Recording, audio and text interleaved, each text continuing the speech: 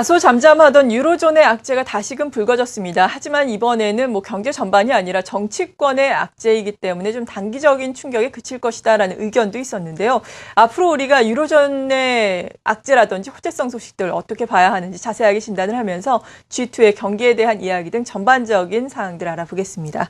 오늘 이 시간은 NH농협증권의 김종수 이코노미스트 모셨습니다.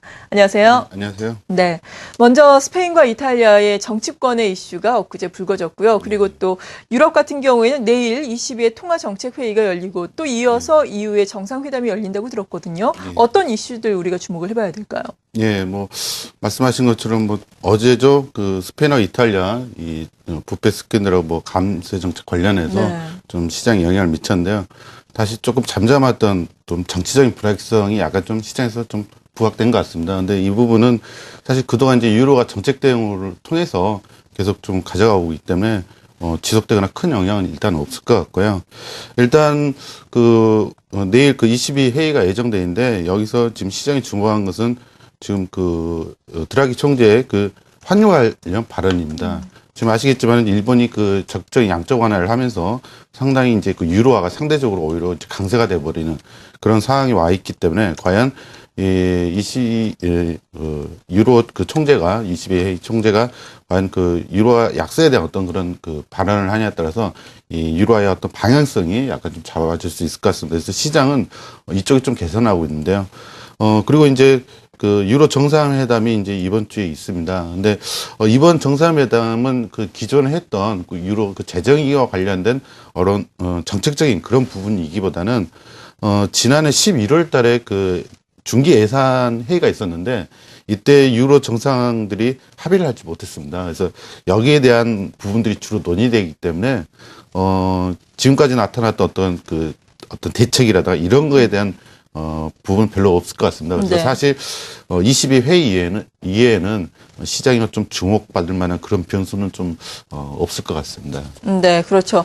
현지 시각으로 취재하면 그저께장 앞서 말씀하신 것처럼 스페인과 이탈리아에서 정치권 악재가 불거지면서 유로화 가치는 좀 하락을 하는 양상이었는데요. 그런데 최근에 보면은 유로화가 참 강세를 보이고 있지 않습니까? 예. 이러한 점들 우리가 어떻게 봐야 하는지 유로존의 경기와 함께 좀 말씀을 해주시면 좋을 것 같아요. 예. 아시겠지만 지금 최근 유로에서 유로화가 강세가 나타나는 것은 사실 이제 미국 같은 경우에는 거의 아직까지도 무제한적인 양적 완화에 대한 예. 신뢰가 많이 지금 쌓여 있는 상태고요. 그런 가운데서 일본이 또 이 적극적인 그런 양적 완화를 하면서 상대적으로 유로화가 오히려 강세가 되는 좀 그런 현상이라고 볼 수 있을 것 같습니다. 거기에다가 이제 말씀하신 최근에 나타난 유로 경제 지표들이 좀 좋은 모습을 보여주는 것도 좀 그러한 부분에 좀 힘을 보태준다고 볼 수 있는데요. 네. 준비된 좀 그림 보시면은 최근에 이제 유로 경제 지표 중에 보면 아주 좋은 모습을 나타내고 있는 게 경제 심리, 기업 체감 경기 지표라고 볼 수 있겠습니다. 왼쪽에 나와 있는 것처럼 제조 PMI 같은 경우는 지난해 4분기부터 계속해서 조금씩 회복되는 그런 모습이고요. 그러네요. 전반적으로 좀 심리가 이전보다는 조금 이제 나빠지지 않는 좀 그런 상태라고 볼 수 있을 것 같습니다. 또한 수출도 보면은 계속해서 좀 증가세를 이어주면서 그나마 유로의 어떤 내수 중심 경기 침체를 좀 완화시켜주는 좀 그런 역할을 하고 있습니다. 그렇지만 이제 전반적으로 놓고 봤을 때 유로 경제가 회복된다고 보기엔 역시 좀 빠르지 않겠냐 그렇게 보는데요. 여기 그림에 나와 있듯이 실업률 같은 경우는 12월 실업률이 나왔는데 여전히 11.7%로 고공행진을 계속 이어가고 있습니다.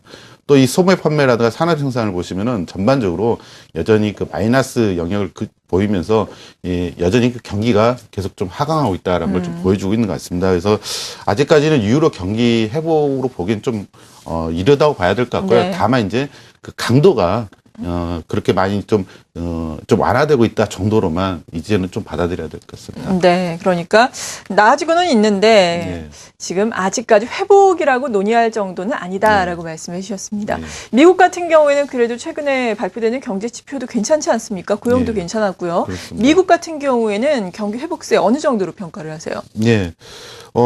지난주에 사실 미국 4분기 GDP가 나오면서 예상외로 좀 쇼크가 나타났습니다. 그건 그래요. 네. 예. 표면적으로는 0.1% 감소하면서 이제 1분기에도 감소하면 사실 좀 기술적으로 더블딥 같은 그런 경기 침체라고 말할 수 있는데 사실 근데 내용은 좋습니다. 이 준비된 그림 보시면은 이 민간 소비 같은 경우가 2.2% 증가해서 전분기보다 더 오히려 좋아졌습니다. 또 설비 투자도 이 3분기에 감소했는데 오히려 이제 4분기는 좀 많은 그 증가를 나타냈거든요.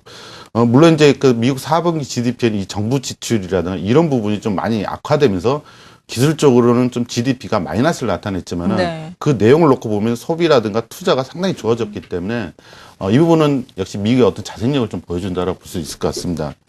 또한 이제 지난주 금요일에 미국 고용 지표도 보면은 사실 이 서프라이즈를 보기는 어렵지만 사실 내용을 따지고 보면 괜찮습니다. 네. 준비된 그림 보시면은 1월 그 비노 고용이 이제 15만 7천 명 증가에 그쳤지만은 사실 이전치가 상당히 많이 큰 폭으로 상향 조정됐습니다. 또 이쪽 오른쪽 그림을 보시더라도 이 미국의 어떤 그 계절 조정 벤치마크가 바뀌면서 작년 2012년 같은 경우에는 원래 발표치가 한 180만 명 정도 증가했지만은 이번에 상향 수정된 게 220만 명 증가로 나타났습니다. 네. 그러니까 시장이 예상했던 것보다 미국 고용이 좋아지고 있다라고 볼 수가 있고요. 그래서 이 두 부분을 본다면은 미국의 경기 모멘텀은 앞으로 더 좀 좋아질 가능성이 있다라고 볼 수 있을 것 같습니다. 단지 네. 이제 지금 좀 남아있는 어떤 재정 문제 이 부분만 좀 잘 소화해내는 게 또 좀 남아있는 좀 현안인 것 같습니다. 네. 그리고 어제 또 이야기가 나와서 짚어보지 않을 수가 없는데 오바마 미국 대통령이 재정지출 자동 삭감 연기를 요청했는데요. 예. 이 부분은 경기 회복에 좀 노이즈가 되진 않을지 걸림돌이 되지 않을지 간략하게 짚어주시죠. 예. 뭐 아시겠지만 연말 스몰딥 이후로 약간 미국 재정 문제에 대한 불안이 좀 완화되고 있긴 한데 네. 사실 이 재정지출 자동 삭감 부분은 아직 합의를 못했습니다. 그래서 지금 마감 시한이 오는 그 2월 말이기 때문에 이때까지 이걸 좀 해결해야 된다. 근데 사실 시간적으로 많이 또 촉박하다는 점을 미뤄서 대타협을 못하기 때문에 좀 일부 어떤 그런 항목에 대해서만 일단은 좀 급한 것만 좀 처리하자라는 그런 내용이었거든요. 네. 그래서 만약에 이렇게 처리된다면은 일단은 뭐 이 어떤 재정 긴축으로 인한 어떤 경기 영향이 좀 완화될 수 있기 때문에 오히려 좀 다행이다라고 볼 수가 있습니다. 단지 이제 어떤 부분이 좀 리스크로 남아 있냐면은 작년 연말에 스몰 딥으로 하면서 그 국제 신용평가사들이 신용도 강등 이야기를 했거든요. 네. 그래서 그 부분이 어떻게 연계되냐에 따라서 좀 충격이 있을 수 있고 또 아니면 좀 없을 수 있는 좀 그런 차이는 있는 것 같습니다. 네. 그리고 또 마지막 질문을 드릴 시간이에요. 환율 예. 문제 요즘에 중요하니까 좀 짚어드려야 될 것 같은데 앞서서 유로화 환율은 잠깐 알아봤고 기타 네. 뭐 엔화도 오늘 상당히 약세를 보이고 있지 않습니까? 네. 이러한 환율의 동향 어떻게 보세요? 예. 뭐 최근에 좀 엔화를 중심으로 환율이 좀 빠르게 올라갔습니다. 네. 예, 그래서 이제 우리 원화도 더불어서 좀 많이 강세가 됐는데요. 사실 이 환율이라는 것은 아시겠지만 국제의 어떤 국제 간의 펀더멘털의 어떤 가격이라고 볼 수가 있거든요. 그래서 이건 일국의 어떤 그런 정책에서 일방적으로 정해진다는 건 어렵습니다. 다시 말해서 주변국의 어떤 암묵적인 용인이라는 이해관계가 반드시 필요하다는 점에서 최근에 가파른 원화 약세라든가 우리나라의 그 원화 철상 이런 것을 앞으로 추세로도 보긴 좀 어렵다라고 볼 수 있을 것 같습니다. 그러니까 단지 방향성은 우리가 인정을 하되 그 속도 부분에 있어서는 결국은 주변국과의 이해관계가 다 맞아져야 되기 때문에 그런 점에서 좀 단기적으로 조금 속도 조절이 다들 나올 수 있지 않냐. 그렇지만 이제 방향성 자체는 이미 지금 어떤 그 방향성 좀 보여주고 있다라고 봐야 될 것 같습니다. 네, 방향성은 여전하겠지만 속도 조절은 나올 것이다라고 예. 말씀해 주셨습니다. 이렇게 증시에 있어서 중요한 변수들 자세하게 짚어봤습니다. NH농협증권의 김종수 이코노미스트였습니다. 감사합니다. 네, 감사합니다.